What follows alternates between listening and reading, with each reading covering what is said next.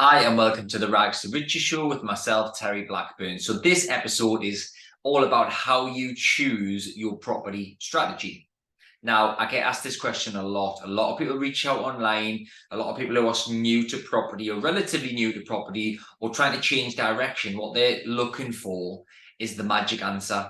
They're looking for the answer of which strategy should I use to achieve X? Sometimes it's not even to achieve X, it's just which strategy is the best. Which strategy should I use, right? Now, that question is almost impossible to answer, okay? But there is a lot of key points here that will help you determine which strategy is right for you. A couple of things you need to consider here is, one, is your end goal determines the strategy that you use now. I'll say that again. So where you want to get to, your end goal determines the strategy that you should be using today. Okay, so for example, if your end goal is to have, let's say, £5 a month in cash flow from property, then buy to let is maybe not the best way to achieve that. If you want to achieve that as quick as possible, then buy to let are definitely not the way to do it. If you're in a rush and you've got a decent amount of money and you want to get a £5 cash flow, the best strategy is HMOs in serviced accommodation doing the BRR method, buy, refurbish, refinance, because you can recycle the same money in and out of deals and you invest in them into higher cash flow and strategies. Because if your end goal is cash flow, you need to be doing cash flow and strategies. It's no point doing buy to let where you make 100 quid or 200 quid a month. If you want to get to £5, it's going to take too long and too much money. So this is what a lot of people don't get. In order to work out which strategy you should be using today, you need to work out what your 1, 2, 5, 10-year goal is, okay? Because once you know that, you can work backwards and sort out what strategy you're going to do. Yes, there's lots and lots of variables to this. Things like, depend on the amount of money that you've got. So let's say if you only have 40, 50 grand, that's only one property, right, generally. So what you need to do, if you've only got 40 to 50 grand and you want to get a £5 cash flow, you need to be using BRR, so buy, refurbish, refinance. So you can put your money in deals and pull the money back out on the refinance. Or you do flips to build your pot. You do joint ventures to build your pot. Maybe you do a joint venture flip to pull some money out, or you work with angels to build your pot. And then any surplus cash in your pot, you put into higher cash flow strategies. Right? That's a strategy, okay? But if you've got a large pot and your goal is cash flow, then you can just be doing BRRs, or you can even be parking money into higher cash flow assets like HMOs and SA. There's no one size fits all, and there's no magical answer that me or anybody can give you. Anybody online saying this is a strategy that you must do today, right, is full of shit, excuse my French, because that's not right for everybody, and everybody's goals are different. Everybody's skill set is different, which also comes into play. Everybody's attitude to risk is different. Everybody's attitude to work is different. How much they're prepared to do. Everyone's savings and pot of money that they're starting with is generally different. There's loads of factors, right? But let's try and pull this together. So if your goal is cash flow, you need to be doing higher cash flow strategies, okay? If your goal is to have a huge amount of wealth, as in a big assets, a big pot of assets, huge wealth creation, if you want a few million in assets, in let's say 5-10 years, then buy-to-lets are maybe a better shout than HMOs. If you're not that bothered about cash flow, but you just want to park your money in something that produces a little bit of cash flow, that appreciates more, and then 5, 10, 20 years time, you can sell up and have a big pot of money, then maybe 3 and 4 bed, nice buy-to-lets in nice areas are a better strategy for you.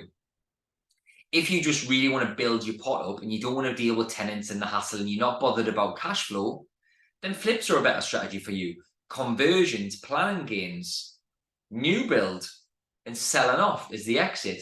They're a better strategy for you. But everybody's different, right? Another bit, so that's your main thing you need to think about is what your end goal is, and then you tailor your strategy to suit. The other variables come into play here, which are how much money you've got, the time frame that you've got, your attitude to risk and work, and the strengths and skill set that you have. So let's explain these. So your goal is the first bit. Second bit is how much money you've got. So if you've only got a small pot of money, That then determines the strategy that you should use. Is either, if you've only got 40, 50 grand, let's say 100 grand, you need to be doing BRR, you need to be doing flips, and you need to be working with angel investors, because that's going to get you to where you want to be as quick as possible.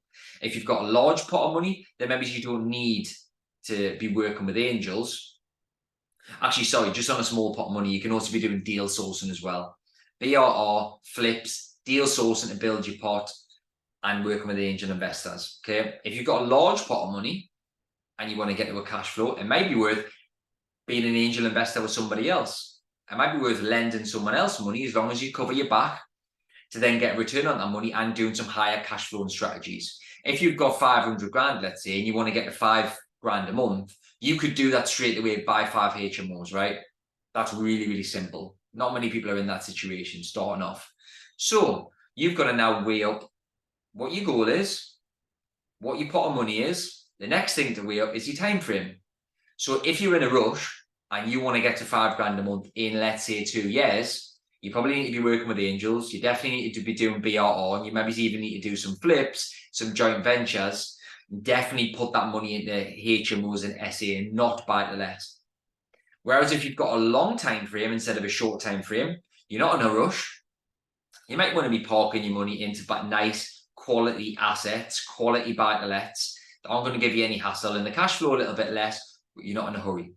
That obviously comes into play as well, right? Your attitude to risk comes into play. So some people say to me, I don't want to deal with builders at all. I hate it. I hate dealing with builders. Okay, so you maybe just want to joint venture with a builder. You maybe just want to be an angel investor. Maybe you want to be more hands-on than you get a project manager, so you just don't have to deal with it. What about your attitude towards risk in terms of the strategy? So if you're quite risk averse and you don't like taking big risks, don't try and buy an office block and carve it into 12 flats. That's risky. Don't try to be buying stuff at auction without reading legal packs. Don't be doing things that are really out there. You maybe just want to reduce your risk by going after the basic strategies, buy-to-let, HMO, SA, right? They're quite low risk in comparison to a large new build site or a conversion. Your attitude to work comes into play. So if you've got a high, a high-paced job at work, let's say, and you work in the city, or you've got your own business where you're full on, really, really busy, do you have the time to be doing loads of strategies and taking on big projects? You might just want to do turnkey stuff. You might want to work with a source and just park your money into certain assets where you've got low risk, low hassle, low amount of activity or time you have to put in, and it's kind of done for you. Working with a project manager and a sourcer and a letting agent, so it's kind of a little bit hands-off. These factors come into play as well, because let's say if you've got a small pot of money, you're in a rush, you don't want to take on any risk or time, you don't want to invest much time in this, and you want to get a 10 grand a month within a year, you're not going to really do that. So you've got to be realistic. You've got to know your goal, know how much money you've got, and be realistic, and know if you've only got a small pot, what you have to do, work with angels, etc. I've got a full course on this if you want to buy that. It's only 300 quid. It tells you exactly how to find angel investors. Or if you've got a large pot of money, then that changes it as well. If you're open to taking huge risks, that changes it as well. See, there's loads of factors here, right? You might be feeling a little bit, shit, I'm overwhelmed. What the fuck do I do, right? You might be feeling like that, right? But the thing is, there is no right and wrong answer, right? There is none. Anyone that tells you this is what you definitely should be doing is full of shit. Trying to not swear as much in this episode. But you've got to weigh up all of those factors. And you know what you've got to do sometimes if you're just starting off? Jump into the deep end. Just run with it. Go with it. Buy your first property, right? If you've done loads of buy-to-let and you've never done HMO before, buy your first HMO. Just do it, right? Don't take any stupid risks. Don't overpay. Obviously, all of the basics, don't overpay for stuff. Don't get carried away. Keep an eye on your costs. All of those things obviously always matter. But just think about your goal, first of all. Whatever your goal is, work out the best strategy to get you to that goal. If it's cash flow, it's HMO, SA. If it's building your pot, it's flips, JVs, working with angels, deal sourcing. If you're not bothered about cash flow, you want to build an asset base, it's a nice quality buy-to-lets. That's as simple as that, right? Done. Next thing is, how much money have you got? Work out if you've got a small pot. You need to be doing BRRs, working with angels, and flips to build your pot. If you've got a large pot, happy days.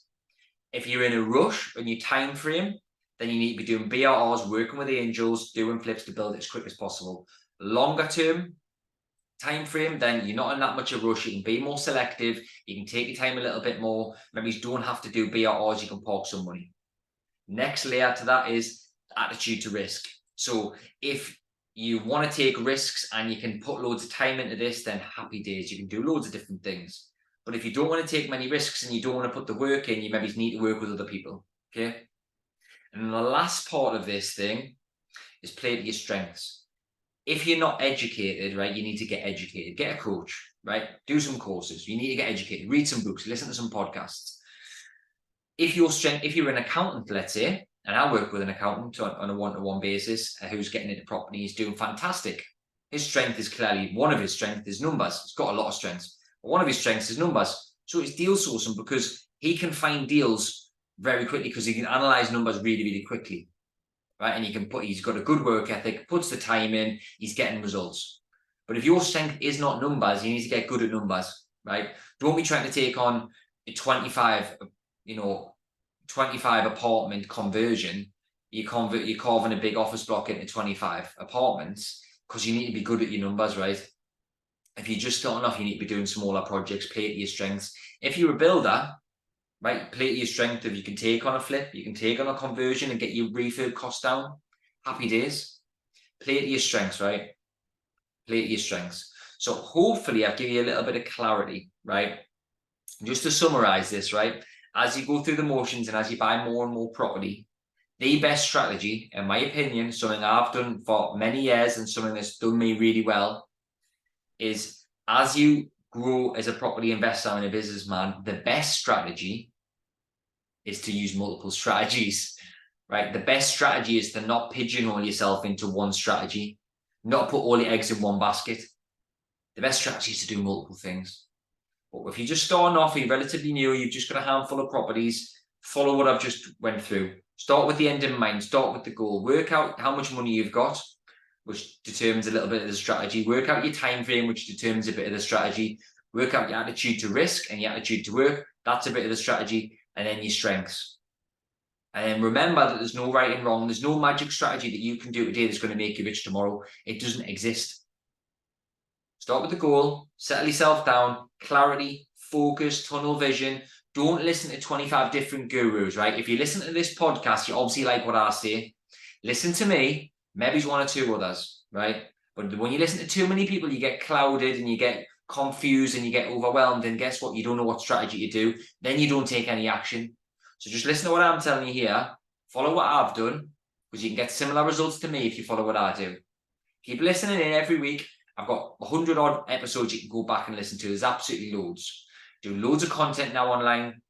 There's ample stuff from me you can get for free, right? If you want more detailed stuff and you want more one-to-one coaching and you want guided properly every single month or every couple of weeks, I even coach some people, then reach out, right? But decide on your strategy, run with it. If you know someone who's in property currently and they're struggling, or you feel that they don't know what strategy to use or they're starting off, send them this podcast, share it with them. I'd really appreciate that. And if you've enjoyed it, leave us a 5-star review. Thanks so much, guys. Don't take notes, take action.